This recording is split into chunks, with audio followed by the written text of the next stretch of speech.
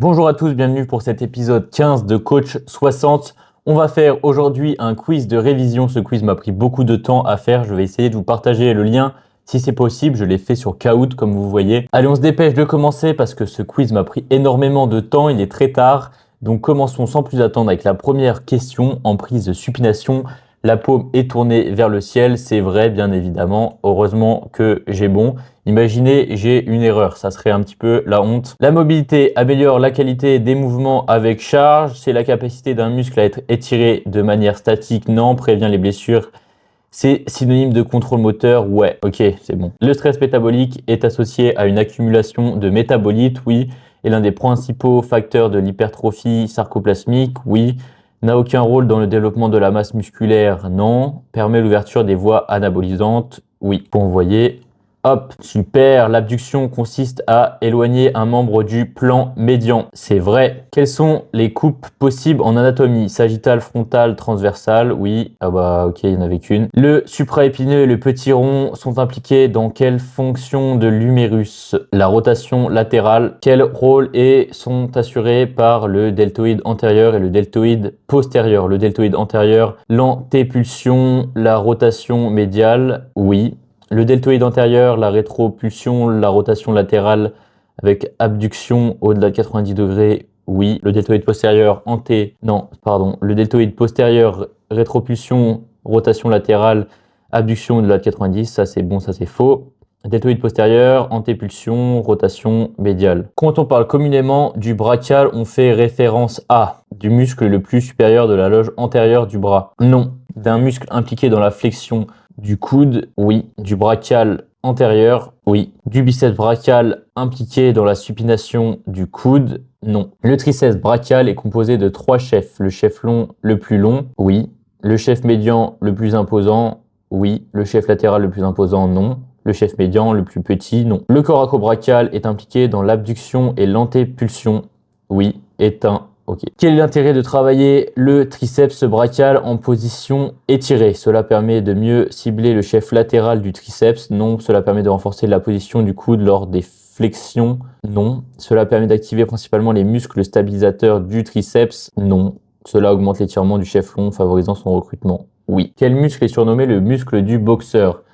C'est le dentelé antérieur. Parmi les fibres suivantes du grand pectoral, laquelle n'existe pas? Les fibres claviculaires, les fibres dorsales, les fibres inférieures, costales abdominales, les fibres sternales, les fibres dorsales. La cage thoracique courte requiert-elle une amplitude plus élevée pour étirer le pectoral qu'une cage thoracique large? Mal formulé, mais c'est vrai. Quelle fonction chaque chef du grand pectoral remplit-il? Le chef claviculaire, la rotation médiale ascendante et la flexion du bras, oui. Le chef sternocostal, l'adduction, la rotation médiale et l'extension du bras, oui. Le chef abdominal, rotation médiale descendante, antépulsion et adduction, oui. Le chef claviculaire, rotation latérale et adduction, non. Quelle liste suivante ne contient pas d'erreur dans l'énumération des principaux os de notre corps? Fémur, humérus, scapula, radius, tibia, ulna, ça me paraît pas mal ça.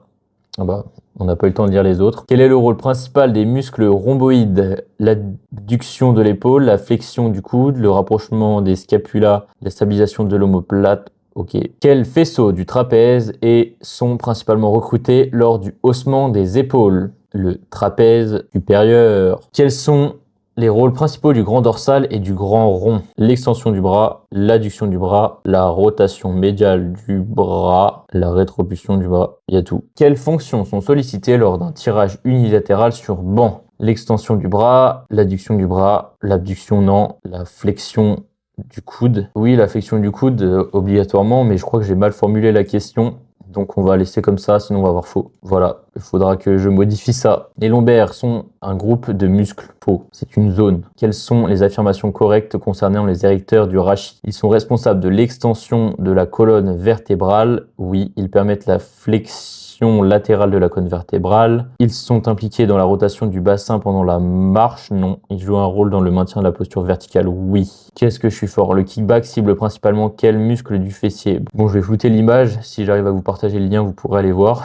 Mais là, je pense que vaut mieux pas que je laisse cette image-là sur YouTube. Le kickback cible principalement quel faisceau du muscle fessier? Le faisceau supérieur et le faisceau inférieur du grand fessier, du coup, si je ne m'abuse. Oui. Les 4 muscles du quadriceps sont impliqués uniquement dans la flexion de la hanche. Non, il y a le droit fémoral qui est impliqué dans la flexion de la hanche. Quel exercice ne cible pas principalement les ischio-jambiers? Le soulevé de terre jambes tendues, le leg curl à la machine, la fente avant ou la presse à cuisse? La presse à cuisse. Oui.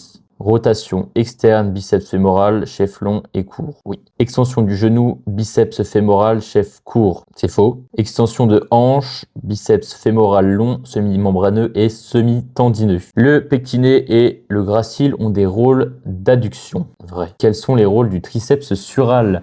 La flexion du genou uniquement en position assise? Non. La flexion du genou? Oui. L'extension du genou? Non. L'extension du pied? Oui. Ok, alright. Quel muscle est l'antagoniste principal lors d'un biceps curl? Le triceps brachial. Combien existe-t-il de types de fibres musculaires et comment les classer?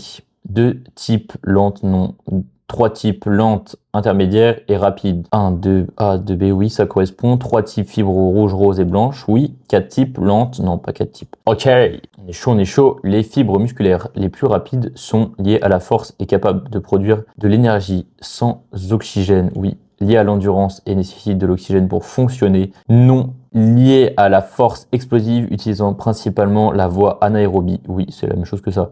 Résistantes à la fatigue et produisent de l'énergie à partir de lipides, faux. En fonction de l'effort, on utilise un seul type de fibre musculaire, faux. Ils se compensent les unes et les autres. Évidemment, les fibres avec les plus grands diamètres sont les fibres de type 2B et les 2X aussi, on avait vu que c'était la même chose. Ok, la voie glycolytique permet de produire de l'énergie en l'absence d'oxygène. C'est vrai. Et il y avait en opposition la voie oxydative. Quels sont les facteurs de l'hypertrophie musculaire? La tension mécanique, le stress métabolique, la fatigue nerveuse, non. Les micro-déchirures, les dommages musculaires donc. Voilà, on avance bien. Le curl biceps fonctionne avec un levier d'interaction. On a l'appui, la force qui est transmise à notre avant-bras.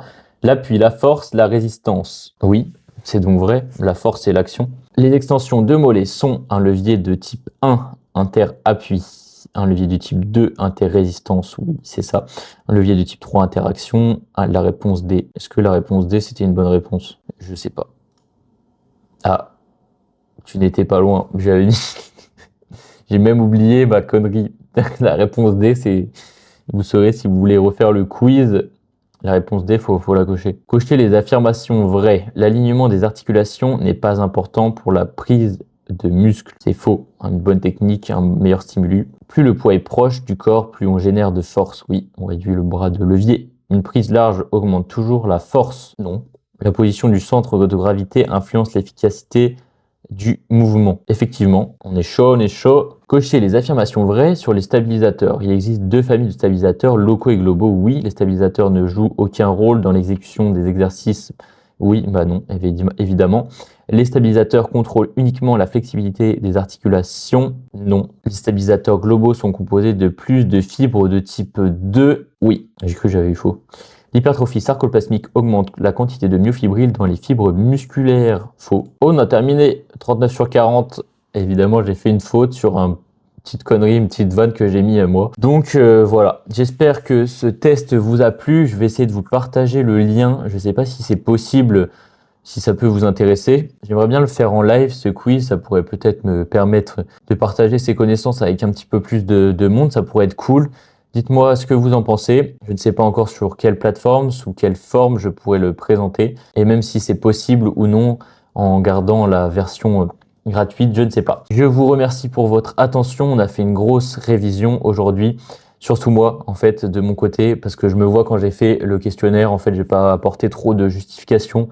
Vous m'excuserez, c'est un jour un peu off, même si j'ai révisé plein de choses. Moi, j'ai beaucoup bossé, j'ai vraiment beaucoup bossé. Je pense que c'est le jour où j'ai passé le plus de temps pour reprendre tout, en fait. J'ai tout repris, tout bien assimilé. Donc voilà, on va se retrouver demain pour continuer cet apprentissage. N'hésitez pas à vous abonner, à me dire en commentaire si vous avez des questions sur tout ça. Je pense qu'on s'est déjà assez posé de questions aujourd'hui. Abonnez-vous, likez, commentez, partagez. À demain. Prenez soin de vous.